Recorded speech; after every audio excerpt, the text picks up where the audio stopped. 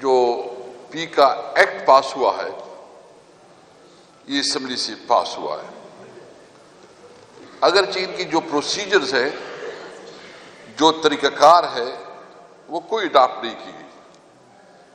یعنی ان کے پروسیجر تو یہ ہے کہ سب سے پہلے آپ جس کے متعلق قانون سازی کرتے ہیں تو اس کے لیے ضروری ہے کہ وہ تمام اسٹیک ہولڈر کو آپ سن لیں، ان کو آپ آن بورڈ لیں، ان کے ساتھ مشاورت ہو، اگر ان کی کوئی کنسرن ہوتی ہے تو اس کو ایڈریس کیا جائے۔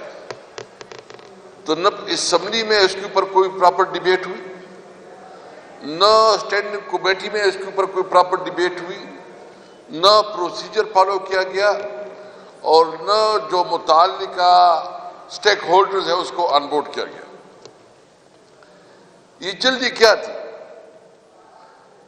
ہمیں پتہ ہے کہ ایک پارلیمنٹ جس میں لوگ بیٹھے ہیں وہ پبلک ریپرزینٹیٹیو نہ ہوں تو اس کو کیا تکلیف ہوتی ہے کہ اس نے کون سی قانون سازی کرنی ہے، کون سا پبلک انٹرسٹ کو اس نے دیکھنا ہے۔ ان کا تو جو بوس کی طرف سے اس کو آرڈر ملتا ہے اس وہی کرے گا۔ یعنی آپ لوگ اس بات کے گواہ ہیں کہ 8 فروری کا مینڈیٹ قوم نے جس کو دیا اس کو مینڈیٹ سے محروم رکھا گیا، اور ایک جعلی لوگ جو مسترد شدہ ہے جس کو ریجیکٹ کیا گیا وہ پارلیمنٹ میں بیٹھ گئے ہیں۔ تو اس سے آپ کیا توقع رکھتے ہیں اس پارلیمنٹ سے؟ جو جسٹس محترم اسلام آباد ہائی کورٹ کے محسن اختر کیانی صاحب نے جو بات کی ہے میں اس کو سیکنڈ کرتا ہوں۔ بالکل پارلیمنٹ جو ہے نا ریڈنڈنٹ ہو گئی ہے، عملاً پارلیمنٹ وجود ہی نہیں ہے۔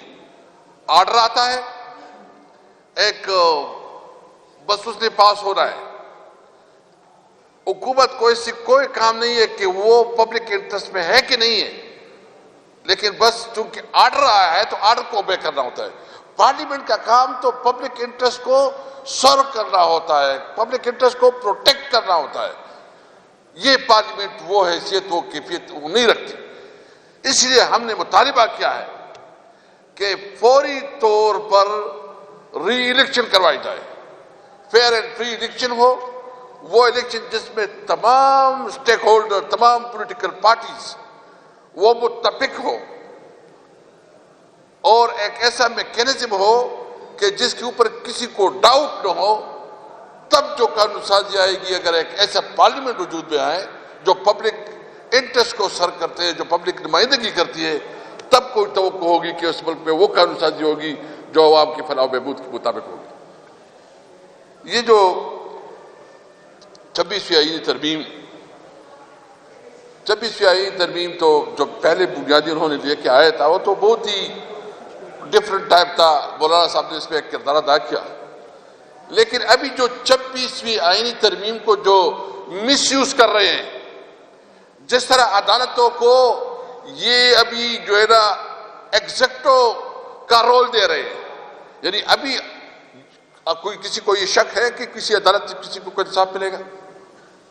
عملاً تو ابھی تو ایگزیکٹو ہی عدالت میں بیٹھیں گے، اور جو جج صاحبان تھوڑا انہوں نے جرت کی، انصاف کی کوشش کی، میرٹ پہ فیصلے کی، ان کو کنڈولائن کیا گیا۔ مجھے بتائیں اس وقت آپ کہاں جائیں گے؟ اگر آپ بات نہیں کر سکتے، اگر آپ بات کریں گے تو آپ کے خلاف FIR ہوگا، اور جب آپ عدالت میں جائیں گے تو عدالت میں بھی ایگزیکٹو بیٹھے گا، اور وہ جہاں ایگزیکٹو جیسے فیصلے کرے گا، جیسا آرڈر دے گا وہ اس طرح ہوگا۔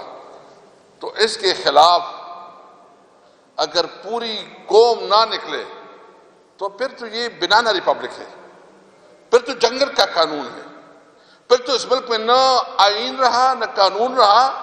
یہ ملک بالکل اس طرح ہے کہ اس میں اس طرح تو جانوروں کے ساتھ سلوک نہیں ہوگا جس طرح ہمارے شہریوں کے ساتھ سلوک ہوگا۔ بنیادی طور پر ہماری کانسٹیٹیوشنل رائٹس جو ہے، جو سٹیزن کی جو آئینی حقوق ہیں وہ سلب کی گئی ہیں۔ آپ کا حق ہے کہ آپ پبلک میں اپنی رائے کا اظہار کریں، آپ کا حق ہے، قانون آپ کو حق دیتا ہے، آئین آپ کو حق دیتا ہے کہ آپ اپنا نقطہ نظر پیش کر سکیں۔ قانون اور آئین آپ کو حق دیتا ہے کہ آپ پیسفل پروٹیسٹ کرے، احتجاج کرے، جلسہ کرے۔ سب سے اس وقت اس شہریوں کو محروم رکھا گیا۔ اس وقت کیا ضرورت ہے؟ ہم انشاءاللہ تعالی آپ کی صحافی برادری کے ساتھ اس معاملے میں پوری آپ کے ساتھ ہیں۔ آپ جلسہ کریں گے، آپ کے ساتھ جلسہ کریں گے۔ آپ احتجاج کریں گے، آپ کے ساتھ احتجاج کریں گے۔ آپ جلوس نکالیں گے، آپ کے ساتھ جلوس نکالیں گے۔ یہ آپ اپنی جنگ نہیں، آپ اس قوم کی جنگ لڑ رہے ہیں۔ جب زبان بندی ہوگی تو پھر کیسے سوسائٹی تشکیل میں آئے گی؟